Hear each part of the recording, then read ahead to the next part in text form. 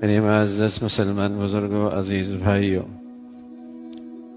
عزت، طاقت، غلبہ، زندگی کا سرچشمہ اللہ تعالیٰ کی ذات ہے۔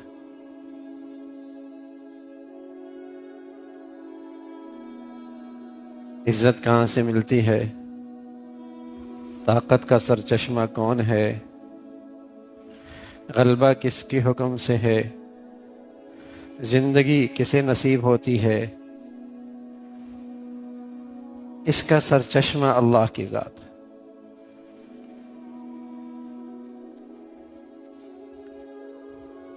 مسلمانوں کا عقیدہ، نظریہ تو یہی ہے، لیکن آج مادیت میں جن طاقتوں کے پاس مادی اسباب و وسائل ہیں، بس اوقات مسلمان انہیں طاقت کا سرچشمہ سمجھ لیتا ہے اور ان سے مرعوب ہونے لگتا ہے،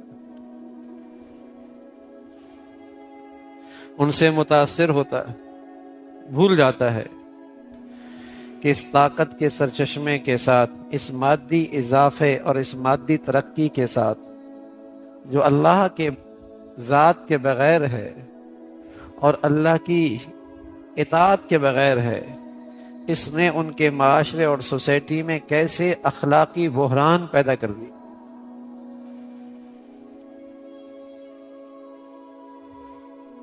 مادی اسباب کا اضافہ، مادی ترقی جب اللہ کی اطاعت کے بغیر ہوتی ہے تو وہ تعمیر نہیں لایا کرتی، تخریب لایا کرتی، اس میں صلاح نہیں ہوتا، اس میں فساد ہوتا ہے۔ جیسے جسم پھول جائے اور بغیر صحت کے پھول جائے تو کوئی بھی اسے کارآمد نہیں کہتا، اور ایک یہ کہ آدمی اچھی غذا اور اچھی ایکسرسائز کے ساتھ اپنے جسم کو توانائی دے اور پھر اس کا جسم کا وزن بڑھے، دونوں میں فرق ہے۔ تو ایسی مادیت کا اضافہ اور ایسی مادی ترقی جو اللہ کی فرما برداری کے بغیر اور اس کے اطاعت کے بغیر ہے، جس کا آج دنیا نقشہ پیش کر رہی ہے، وہ فساد اور بربادی لے کے آتی ہے۔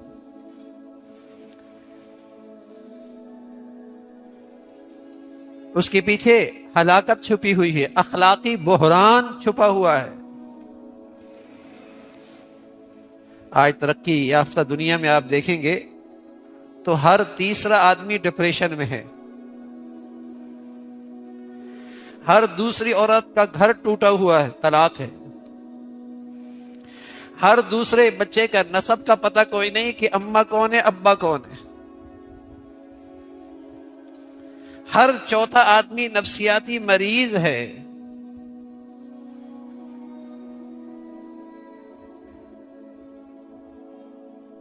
مادیت کا اضافہ ہے، ترقی ہے مادیت میں، لیکن ان کی زندگیوں میں کیسے بحران ہیں، کس مصیبت سے وہ دوچار ہیں۔ عام طور پہ آج دنیا میں کسی بات پہ اتفاق مشکل ہوتا ہے، لیکن اس پر دنیا متفق ہے کہ آج کی دنیا فساد زدہ ہے۔ آج کی دنیا فساد زدہ ہے، اس لیے کہ آج کی دنیا نے زندگی کا سرچشمہ، عزت کا سرچشمہ، طاقت کا سرچشمہ مادی اسباب بنا دی، مادی نقشے سمجھ لیے۔ اور اللہ کریم کیا کہہ رہا؟ وَلِلَّهِ الْعِزَّةُ وَلِرَسُولِهِ وَلِلْمُؤْمِنِينَ وَلَكِنَّ الْمُنَافِقِينَ لَا يَعْلَمُونَ۔ عزت اللہ کے لیے، اللہ کے رسول کے لیے، اہل ایمان کے لیے، لیکن منافقین کو یہ بات سمجھ میں نہیں آتی کہ عزت تو اللہ کے خزانوں سے آتی ہے، نہ دینے پہ آئے تو عزت کے نقشوں میں رسوا، اور دینے پہ آئے تو کچھ نہیں ہے، عزت دے دے۔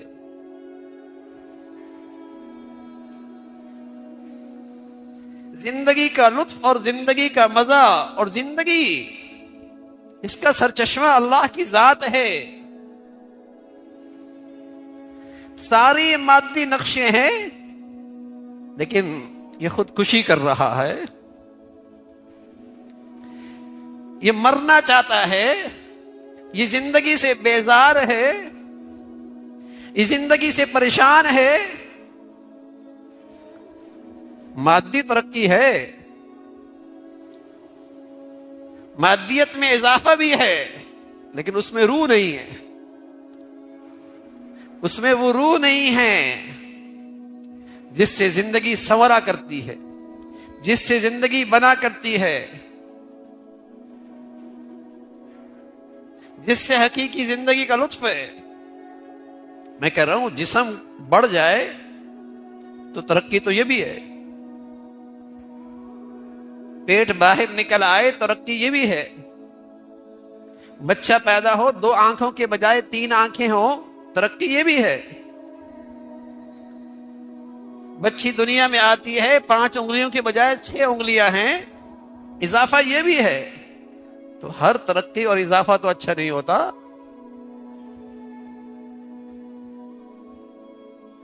ہر ترقی تو اچھی نہیں ہوتی۔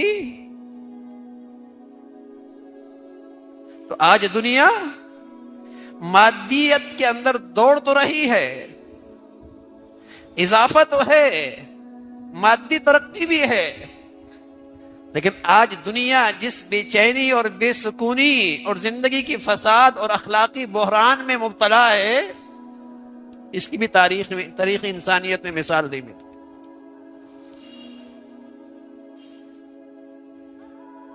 چیزیں بہت بڑھیا ہیں، لیکن زندگی کی کوالٹی 0 ہے۔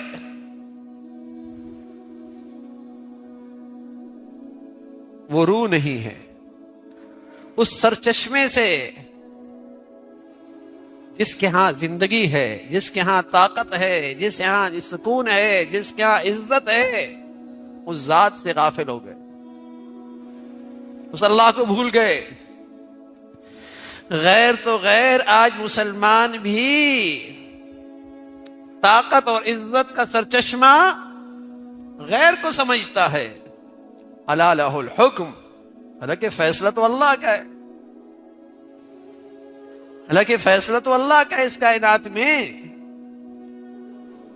میری فیکٹری اور کارخانے میں اور آپ کے فیکٹری اور کارخانے میں آپ کے ماتحت آپ کو ناراض کر کے سکون سے وہاں کھا پی نہیں سکتا، اور کوئی دنیا کے مالک کی دنیا میں اور مالک کے دنیا کے اس گھر میں اسے نافرمان کر کے سکون سے رہ جائے، ہم نے تو آج تک نہیں دیکھا۔ اور اگر کوئی سمجھ رہا ہے تو قرآن کہتا ہے اس لیے کہ نفاق ہے، اس لیے اسے گمراہی ہے، ایمان نہیں ہے، نفاق ہے، اس لیے اس کی عقل خراب ہو گئی، اس لیے اس کی سمجھ خراب ہو گئی، اس لیے اس کی دانش پہ پردہ ہے کہ یہ غلط فہمی کا شکار ہو گیا کہ مادی ترقی میں زندگی ہے۔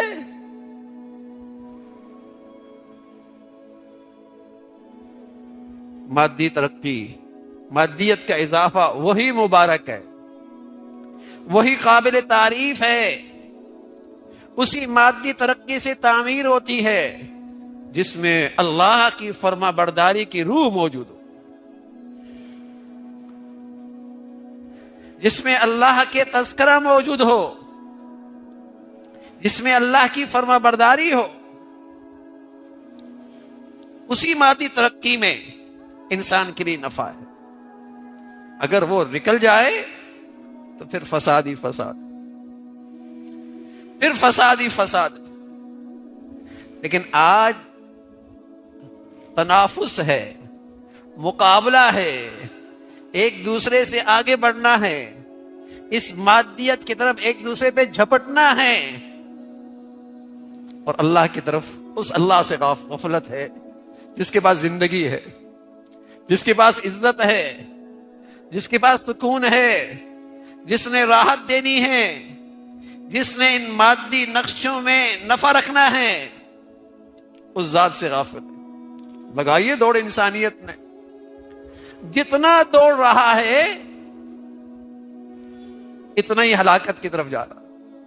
تصور کیجئے نا، آج 20-21 سیکنڈ میں ایک آدمی خودکشی کر رہا ہے دنیا میں، اور خودکشی میں کامیاب ہو رہا ہے۔ کوشش کرنے والے تو بے شمار ہیں۔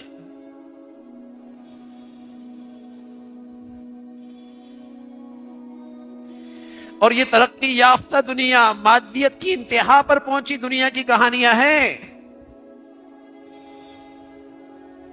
ہم بس اوقات مادی ترقی دیکھ کر مرعوب ہو جاتے ہیں، اور اس کے پیچھے چھپا فساد اور اخلاقی بحران، گھروں کا ٹوٹنا، خاندانوں کا بکھرنا، زندگی کی بے سکونی اور بے چینی، اس پہ نظر نہیں ہوتی، اس پہ نظر نہیں ہوتی۔ زندگی کا غلط تجزیہ کر رہے ہوتے، ناکام لوگوں کو ہم کامیاب سمجھ رہے ہوتے، ناکامی سے دو چار لوگوں کی نظر ہماری نظروں میں کامیاب۔ اللہ کہہ رہا ہے، اور اللہ کے ہاں سے ملنے والی سچائی ہے، سچائی ہے کہ زندگی کا سرچشمہ اور زندگی کا لطف اور زندگی کی عزت اور سکون، اس کا سرچشمہ اللہ کی ذات ہے۔ اس سے جتنا دور رہو گے حقیقی زندگی سے دور ہو جاؤ گے۔ اس سے جتنے تمہارے بچے اور بچیاں دور رہیں گی، وہ تمہیں بھی پریشان کر رہیں گی، خود بھی پریشان رہیں گی،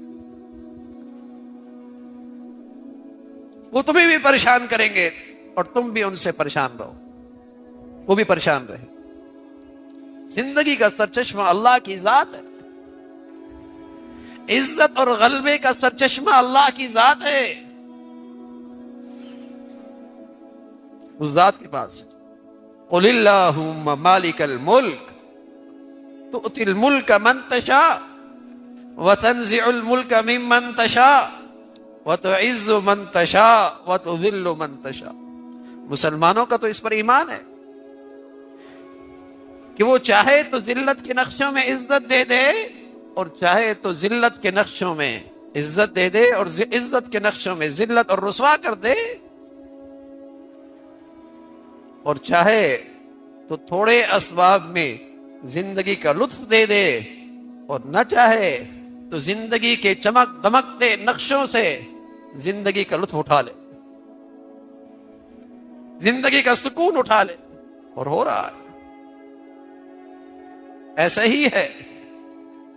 تو میرے عزیزو، یہ بڑی گمراہی پھیل رہی ہے کہ آج اللہ کے غیر کو، آج مادی اسباب و وسائل یا جن کے پاس یہ طاقتیں ہیں، ہم ان سے مرعوب ہو رہے ہوتے، ہم انہیں دیکھ کر حیرت میں رہتے ہیں، مایوس ہونے لگتے ہیں۔ یہ گمراہی ہے، یہ ایمان کی روشنی کی کمی ہے۔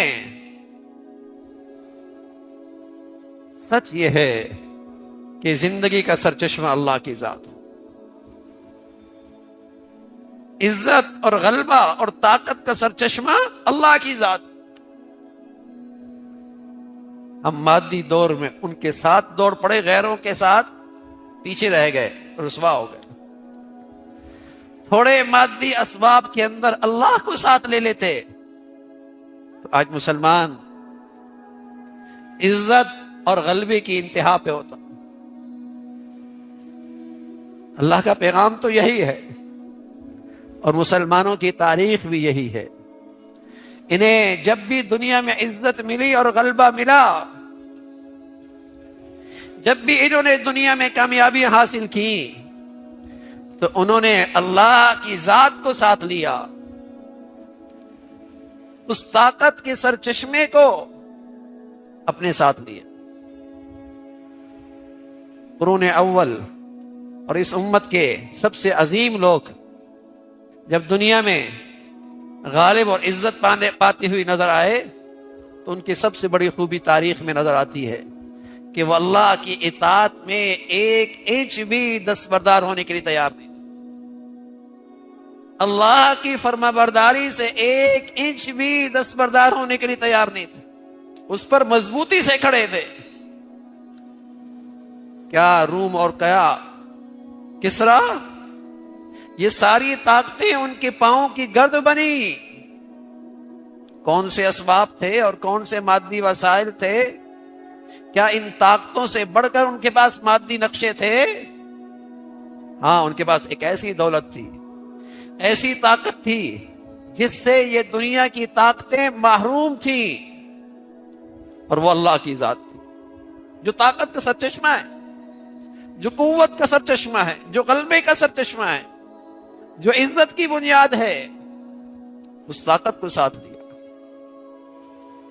تو میرے عزیزو، نجی زندگی ہے، گھریلو زندگی ہے، قومی زندگی ہے، اس امت کی عالمی زندگی ہے، اس کی سرخروئی، اس کی عزت اور اس کا غلبہ اور اس کی کامیابی اللہ کو ساتھ لینے میں، اللہ کے نظام کو ساتھ لینے میں ہے، اللہ کی فرما برداری کے اندر ہے۔ اگر اس فرما برداری کے ساتھ مادی ترقی ہو، بہت مبارک ہے۔ اس کے ساتھ اللہ نے اگر مادی نعمتیں دی ہے، یہ اللہ کا انعام ہے۔ اسلام مادی ترقی سے دستبرداری کا حکم نہیں دیتا، کنارہ کشی کی تلقین نہیں کرتا، لیکن اسلام یہ ضرور رہنمائی کرتا ہے کہ یہ مادی اسباب و وسائل بھی ایک ذات کے تابع ہیں، اور وہ ذات اللہ کی ہے، وہ ذات اللہ کی ہے۔ ہمیشہ اللہ کو ساتھ لوگے تو تمہیں زندگی بھی ملے گی اور زندگی کی عزت بھی ملے گی، اور دنیا میں اللہ تمہیں غلبہ اور قوت بھی عطا فرمائیں گے۔ اللہ تعالی ہمیں اس سچائی پہ دل و جان سے ایمان اور یقین نصیب فرمائے۔ آخر دعوانا الحمدللہ رب العالمین۔ رسول اللہ صلی اللہ علیہ وسلم نے فرمایا، زمین والوں پر رحم کرو، آسمان والا تم پر رحم کرے گا۔ یہ حدیث ایسی ہے کہ انسان اسے ایک لمحے کے لیے دل میں اتار لے تو اس کی پوری زندگی بدل سکتی ہے۔ یہ جملہ صرف ایک حکم نہیں، یہ پورا نظام اخلاق ہے، پوری دنیا کے لیے رحمت کا دستور ہے۔ جب یہ الفاظ نبی کریم صلی اللہ علیہ وسلم کی زبان سے ادا ہوئے ہوں گے تو صحابہ کے دل جیسے تھم گئے ہوں گے، ان کی نگاہیں جھک گئی ہوں گی، انہیں احساس ہوا ہوگا کہ رب تعالیٰ کی رحمت کوئی دور کی چیز نہیں، بلکہ وہ انسان کے اپنے ہی رویے سے بندھی ہوئی ہے۔ جیسا وہ دوسروں کے ساتھ کرے گا، ویسا ہی رب اس کے ساتھ کرے گا۔ اس حدیث میں ایک گہرا راز چھپا ہے۔ اللہ نے اپنے بندے کے لیے رحم کے دروازے کھول رکھے ہیں، مگر وہ دروازہ اسی وقت کھلتا ہے جب بندے کا دل دوسروں کے لیے نرم ہو۔ جس کے سینے میں مخلوق کے لیے نرمی ہے، اللہ بھی اس کے لیے اپنی خاص مہربانی فرما دیتا ہے۔ جو دل انسانوں کے لیے تنگ ہو، اس پر آسمان کی رحمت بھی تنگ ہو جاتی ہے۔ گویا بندہ خود اپنے لیے فیصلہ کرتا ہے کہ وہ کیسی تقدیر چاہتا ہے، رحمت والی یا سختی والی۔ اس حدیث کا ایک لفظ اور یعنی رحم کرو انسان کے اندر جھانکنے کا دروازہ کھولتا ہے، کیونکہ رحم صرف کسی کو معاف کرنے کا نام نہیں، بلکہ رحم کا مطلب یہ ہے دل میں نرمی، دوسروں کے لیے دکھ کو سمجھنا، ان کی غلطیوں کو نظر انداز کرنا، ان کی کمزوریوں پر پردہ ڈالنا، ان کے لیے آسانی چاہنا اور ان کے لیے دل میں خیر خواہی رکھنا۔ رحم کا مطلب یہ ہے کہ انسان دوسروں کی تکلیف کو اپنی تکلیف سمجھے، ان کی ضرورت کو اپنی ضرورت سمجھے اور ان کے لیے وہ چاہے جو اپنے لیے چاہتا ہے۔ صحابہ کرام رضی اللہ تعالیٰ عنہم کا حال یہ تھا کہ وہ کسی کے چہرے کی اداسی دیکھتے تو ان کا سینہ کانپ جاتا، انہیں ڈر ہوتا کہ کہیں یہ اداسی اللہ کے نزدیک ان کے خلاف گواہی نہ بن جائے کہ میرے بندے کے سامنے تو نرم نہ ہوا۔ حضور صلی اللہ علیہ وسلم نے تو یہاں تک فرمایا کہ اگر تم کسی جانور پر سختی کرو گے تو قیامت کے دن وہ جانور بھی اللہ کے ہاں تمہارے خلاف آواز اٹھائے گا، کیونکہ رب رحیم ہے اور اس نے رحم کو اپنی خاص نشانی بنایا ہے۔ یہ حدیث ہمیں بتاتی ہے کہ بندے کی بڑائی اس بات میں نہیں کہ وہ عبادت کتنی کرتا ہے، بلکہ اس بات میں ہے کہ اس کے دل میں رحم کتنا ہے۔ رحم وہ چیز ہے جو انسان کو اللہ کے قریب کرتی ہے۔ جس انسان کے دل میں رحم نہیں، وہ کیسی نمازیں پڑھ لے، کیسا روزہ رکھ لے، کیسی باتیں کر لے، اللہ کی قربت اس سے دور ہو جاتی ہے، کیونکہ اللہ نے اپنے آپ کو ارحم الراحمین فرمایا ہے، سب سے بڑھ کر رحم کرنے والا، اور وہ چاہتا ہے کہ اس کے بندوں میں بھی اسی رحمت کا عکس ہو۔ آج انسانوں کے دل کتنے سخت ہو گئے ہیں، گھروں میں رحم کم ہو گیا ہے، بیوی پر سختی، شوہر پر الزام، بچوں پر غصہ، والدین کے ساتھ بدسلوکی، بہن بھائیوں کے درمیان نفرت، پڑوسیوں کے ساتھ لڑائیاں، یہ سب دل کے سخت ہونے کی نشانیاں ہیں۔ دل میں رحم ہوتا تو گھر جنت بن جاتا، محلے میں سکون آ جاتا، معاشرے میں امن پھیل جاتا، مگر دل تنگ ہو گئے ہیں، چہرے پر سختی آ گئی ہے، زبان میں تلخی آ گئی ہے، لہجے میں اکڑ آ گئی ہے، رویوں میں بے رحمی آ گئی ہے، اور پھر انسان حیران ہوتا ہے کہ میری زندگی میں آسانی کیوں نہیں، رزق میں برکت کیوں نہیں، دل کو سکون کیوں نہیں، حالانکہ حدیث بتا رہی ہے کہ آسمان سے رحمت اسی وقت اترتی ہے جب زمین پر نرمی ہوتی ہے۔ رحم صرف یہ نہیں کہ کسی فقیر کو کچھ دے دیا جائے، رحم کا اصل معنی یہ ہے کہ کسی کے دل کو نہ توڑو، کسی کی کمزوری کا مذاق نہ بناؤ، کسی کے گناہ کو اچھالو نہیں، کسی سے بدلہ نہ لو، غلطی دیکھ کر درگزر کرو، لوگوں کا بوجھ ہلکا کرو، ان کی تکلیف نہ بڑھاؤ۔ رحم یہ ہے کہ اگر کوئی تمہیں تکلیف دے تو تم جواب میں نرمی اختیار کرو۔ یہی نبی کریم صلی اللہ علیہ وسلم کا طریقہ تھا۔ حضور صلی اللہ علیہ وسلم کے پاس ایک بدو آیا، سخت لہجے میں بات کی، کپڑا کھینچ کر کرتا پکڑا کہ مجھے دے۔ صحابہ رضی اللہ تعالیٰ عنہ غصے میں آ گئے۔ نبی کریم صلی اللہ علیہ وسلم نے مسکرا کر فرمایا، اسے دے دو، کیونکہ اس کا لہجہ سخت ہے مگر دل بھوکا ہے۔ یہ رحم تھا، ایسا رحم جو انسان کو ثبوت کے مقام پر پہنچاتا ہے، اور ہمیں سکھایا کہ اگر کسی کا لہجہ سخت ہے تو اس کے دل کا حال دیکھو، اس کی تکلیف دیکھو، اس کی غربت دیکھو، اس کی مجبوری دیکھو۔ آج کتنے لوگ ہیں جو رحم چاہ رہے ہیں مگر ملتا نہیں، کتنی بیوائیں ہیں، کتنے یتیم بچے، کتنے بیمار، کتنے مقروض، کتنے دل شکستہ لوگ جنہیں ہماری چند لفظوں کی نرمی ہی جنت کا دروازہ بنا سکتی ہے، مگر ہم سخت زبانوں کے ساتھ چلتے ہیں، پتھر جیسے دل کے ساتھ لوگوں کے درمیان رہتے ہیں، اور پھر انتظار کرتے ہیں کہ اللہ ہم پر رحم کرے۔ یہ حدیث کہتی ہے، پہلے زمین والوں پر رحم کرو، پھر آسمان والا تم پر رحم کرے گا۔ یعنی پہلا قدم انسان نے اٹھانا ہے، دوسرا قدم اللہ اٹھاتا ہے۔ بندے کا دل جب نرم ہوتا ہے تو اللہ کی رحمت بھی اس پر برسنے لگتی ہے، اس کے رزق میں آسانی آتی ہے، اس کے معاملات حل ہونے لگتے ہیں، اس کی دعائیں قبول ہونے لگتی ہیں، اس کی زندگی میں نور داخل ہونے لگتا ہے۔ رحم کے بغیر انسان صرف جسم بنتا ہے، انسان نہیں بنتا۔ رحم کے بغیر گھر صرف عمارت بنتا ہے، گھر نہیں بنتا۔ رحم کے بغیر دل صرف گوشت کا ٹکڑا ہے، دل نہیں ہے۔ جب دل میں رحم ہو تو انسان کے اندر انسانیت جاگتی ہے، اور جب انسانیت جاگتی ہے تو اللہ اپنی خاص محبت اس بندے پر نازل کرتا ہے۔ اللہ ہمیں وہ دل دے جو دوسروں کے لیے نرم ہو، وہ زبان دے جو لوگوں کو مرہم پہنچائے، وہ ہاتھ دے جو کسی کا بوجھ ہلکا کرے، اور وہ روح دے جو اللہ کی رحمت کو اپنی طرف کھینچ لے۔ آمین۔